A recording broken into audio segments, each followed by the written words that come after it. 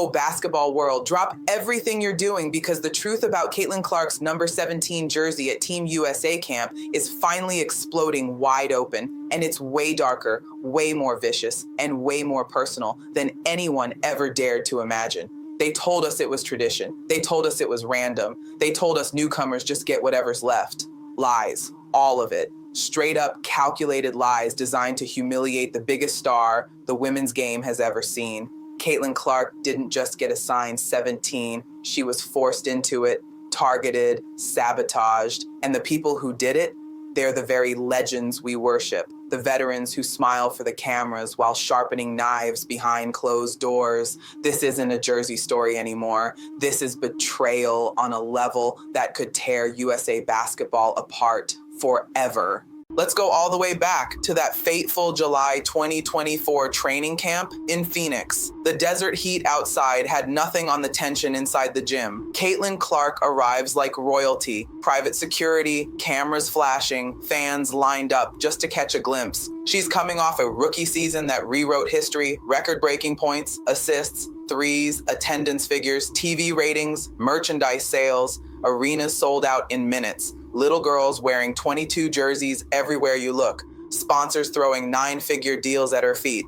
She's not just the future, she's the present. The one player who single-handedly dragged the WNBA into mainstream relevance. Team USA finally extends the invite after the brutal Olympic snub the year before. Redemption time, right? Clark walks in ready to dominate, ready to claim her spot for 2028. She asks for 22. Her number, her brand, her identity, the number that's become synonymous with logo bombs and fearless play. The equipment manager looks her dead in the eye and says, "Sorry, you're 17 this week."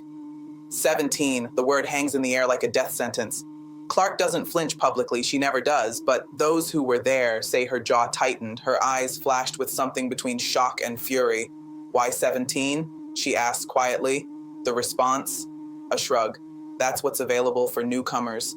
Available? Bull, absolute bull. Because the truth, the explosive, gut-wrenching truth, is that 22 wasn't unavailable. It was deliberately blocked, locked down, vetoed by a small circle of veteran superstars who couldn't stomach the idea of Caitlin Clark walking in and owning the place from day one. It started weeks before camp even opened. A secret Zoom call between 5 of the most powerful players on the national team roster.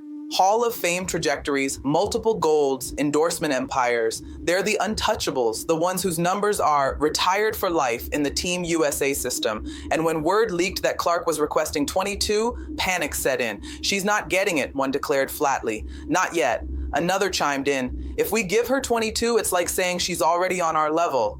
She's a rookie." A third laughed bitterly. "She's getting more attention than all of us combined. We can't let her wear her real number. It'll look like we're crowning her." The decision was unanimous. They called the selection committee, they called the head coach, they called in every favor owed from decades of dominance. And just like that, 22 became reserved for future legacy consideration. Untouchable, sacred, off limits to the biggest phenom the sport has ever seen. But the real cruelty? The choice of 17. This wasn't random. This was psychological warfare. In the deep history of international basketball, 17 carries poison. Back in the old FIBA days, numbers 16 through 19 were literally banned across entire continents because they conflicted with referee hand signals. Refs would flash 2 hands for 17 and chaos would erupt. Players thinking it was a timeout, coaches screaming, games grinding to halts. It was such a mess that entire tournaments had to be replayed.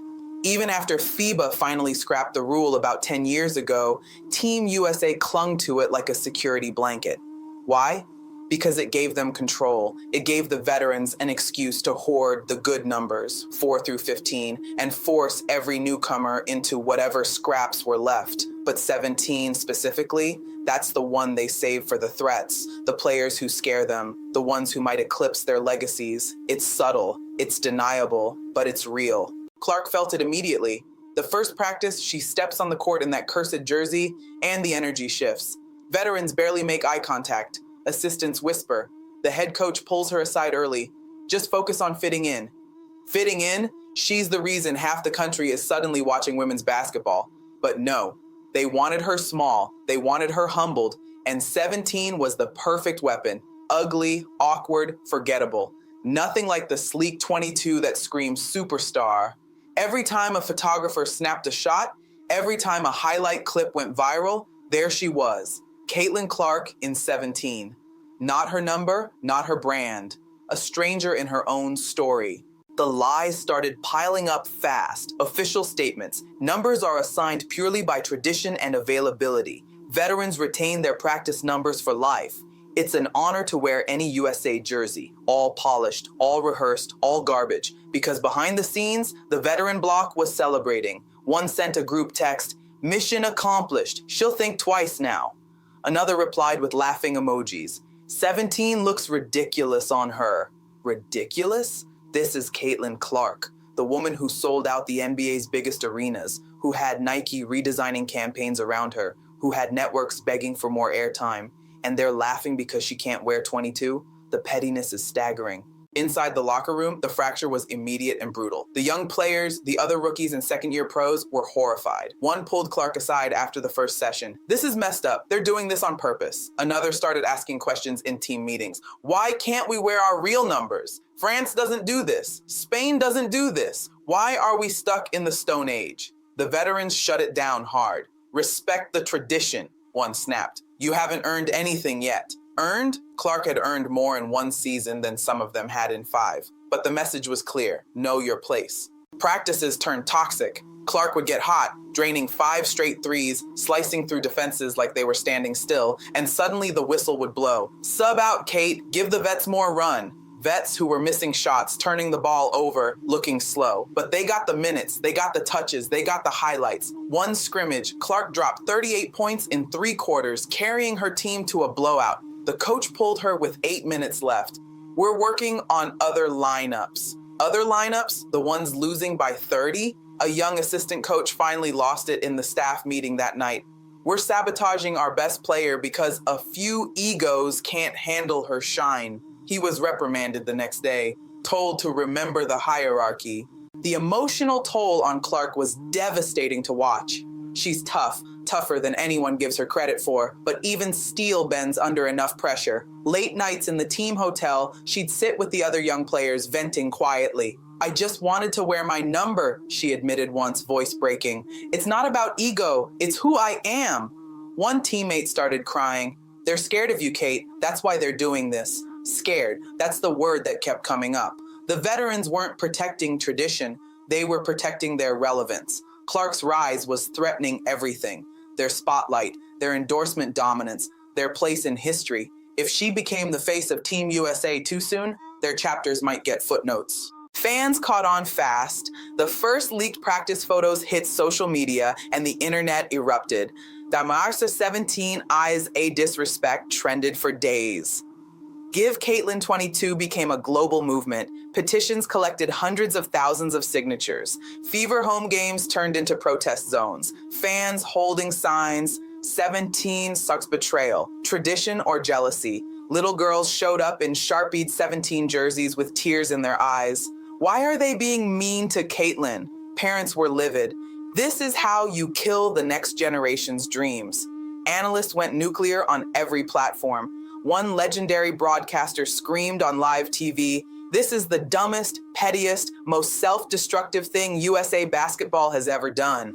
Another called it institutionalized hazing disguised as tradition. Podcasts dropped emergency episodes titled "The War on Caitlin Clark." The outrage was universal. Sponsors started making calls. Nike, Gatorade, State Farm. The big dogs who'd bet hundreds of millions on Clark's star power. "We're not happy," one executive reportedly told USA basketball brass. "You're burying our biggest asset in a number that kills her marketability." Threats of pulled funding hung in the air. TV networks joined in. "If Caitlin's not featured, our ratings tank." The pressure built like a storm. But the veteran bloc held firm. "We can't break tradition for one player," they argued. One player, as if Caitlin Clark was just anyone. The deepest cut came during a closed-door team meeting midway through camp. The head coach tried to address the tension. "This numbering system is about legacy. Every great player has gone through it. Clark finally spoke up. Calm, measured, devastating. With respect, coach, no one in this room has ever brought what I'm bringing to the game right now. Not at my age, not this fast. And I'm still here, still grinding, still wearing 17 with pride. But let's not pretend this was random. Silence, dead silence. One veteran looked away, another stared at the floor. The young players nodded slowly. The coach had no response. That moment changed everything. The young core rallied harder around Clark. Extra passes in scrimmages, vocal encouragement, quiet defiance. One rookie started wearing a Sharpied 17 on her practice sleeve in solidarity. Another refused to celebrate with the vets after wins. The divide became a chasm. Practices turned into cold wars, hard screens, late whistles, unspoken resentment thick in the air. The coaching staff scrambled for unity that was already gone. And then the leaks started. First, anonymous texts to reporters. The veterans blocked 22 on purpose. Then audio clips, a veteran laughing about putting the rookie in her place. Then emails, selection committee discussions about managing Clark's expectations. The dam broke. National headlines screamed betrayal. Team USA's secret war on Caitlin Clark. How jealousy almost destroyed women's basketball. Former players, legends from the 90s and 2000s, started speaking out. We never treated our young stars like this. This is why the game stagnated for years. The emotional fallout was brutal. Clark's family watched from home, hearts breaking with every new revelation. Her college coach at Iowa went public. Caitlin's been fighting this kind of nonsense since high school. She's exhausted. Fans organized support rallies outside USA basketball headquarters. Signs reading, "Protect Caitlin and end the tradition." The pressure became unbearable. Resignations started getting whispered. Assistant coaches looking for exits. Committee members lawyering up. But Caitlin, she kept bawling. In that cursed 17, she put up numbers that made jaws drop. 40-point triple-doubles in scrimmages, game-winning shots, leadership that inspired the young players to elevate their games. She turned the jersey into armor. Every swish was defiance. Every assist was a statement. Every interview answer, polite, professional, devastating, was a masterclass in grace under fire. Months later, the scandal still rages. Investigations are underway. Sponsors are holding funding hostage. Fans refuse to buy Team USA gear until changes are made. Analysts predict that without reform, stars like Clark might skip future camps entirely. Why bother, one said, if they're just going to treat you like an outsider? And the biggest question remains unanswered. Will Team USA finally break their outdated, toxic tradition and let players like Caitlin wear their real numbers? Or will fear and jealousy win again? Because make no mistake, this wasn't about a jersey. This was about power, about legacy, about whether the old guard would rather burn the house down than share the throne. Caitlin Clark wore 17. But she exposed everything, and when the history books are written, they'll remember this moment as the one where the queen refused to bow and the entire kingdom trembled. So tell me, basketball gods, when the next phenom arrives, will they get the same treatment? Or has Caitlin Clark finally forced the revolution we've all been waiting for? Because if they don't change, if they double down on the lies and the sabotage, they might just lose the greatest player the game has ever seen. And that would be the real tragedy. The game is changing. Caitlin Clark is leading it, and no number, no matter how cursed, will ever dim her light again.